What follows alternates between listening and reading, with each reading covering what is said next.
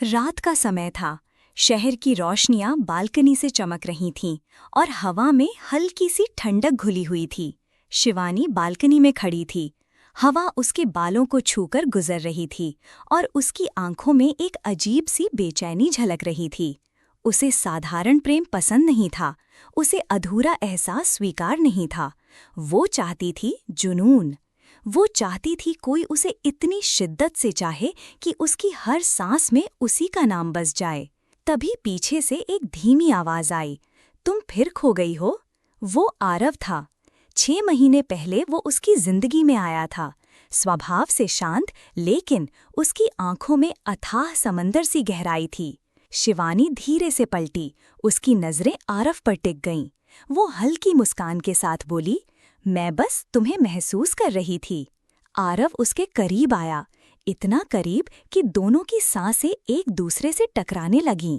वो धीमे स्वर में बोला, तुम जानती हो ना, तुम्हारी ये आंखें मुझे बेचैन कर देती हैं। आनी का दिल तेजी से धड़कने लगा। शायद वो लंबे समय से इसी क्षण का इंतजार कर रही थी।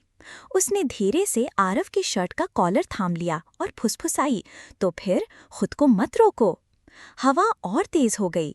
दूर कहीं बिजली चमकी और उनके बीच की दूरी समाप्त हो गई। आरव ने उसकी चुड्डी को अपनी उंगलियों से हल्के से ऊपर उठाया। उनकी नजरें मिलीं। वो पल जैसे ठहर गया।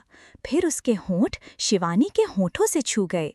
पहला चुंबन कोमल था, धीमा और संकोच भरा, पर शिवानी रुकने वाली नहीं थी। उसने आरव को और करीब खींच लिया, जैसे बरसों से दबा हुआ एहसास आज मुक्त हो रहा हो। उनका चुंबन गहराता गया, सांसें उलझने लगीं, हाथ एक दूसरे को थामे रहे। शिवानी को ये एहसास अच्छा लग रहा था, पूरी तरह चाहे जाने का सुख, पूरी तरह अपनाए जाने का सुकून।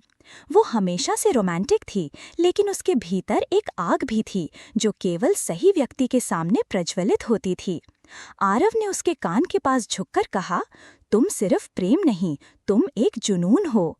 शिवानी के भीतर सिहरन दौड़ गई। उसकी उंगलियां आरव के बालों में उलझ गईं। वो धीमे स्वर में बोली, मैं तुम्हें रोकना नहीं चाहती। वो किसी का अपना बन जाने की गहरी प्यास थी। आरव ने उसके माथे को चूमते हुए कहा, अब तुम कहीं नहीं जाओगी। शिवानी ने आंखें बंद कर लीं और मुस्कुराकर बोली, मैं कहीं नहीं जाऊंगी जब तक तुम मुझे इसी तरह चाहते रहोगे। और उनकी कहानी अब सच में शुरू हुई थी। समापन संदेश। यदि आपको ये कहानी पसंद आई हो और आप ऐसी ही दिल को छू लेने वाली रोमांटिक और भावनात्मक कहानियाँ सुनना चाहते हो, तो हमारे पेज को अवश्य फॉलो करें और चैनल को सब्सक्राइब करना ना भूलें। आपका एक छोटा सा समर्थन हमारे लिए प्रेरणा है और आपके लिए हर दिन एक नई कहानी। अगले भाग में फिर मिलेंगे, तब तक अपना ध्यान रखिए। धन्यवाद।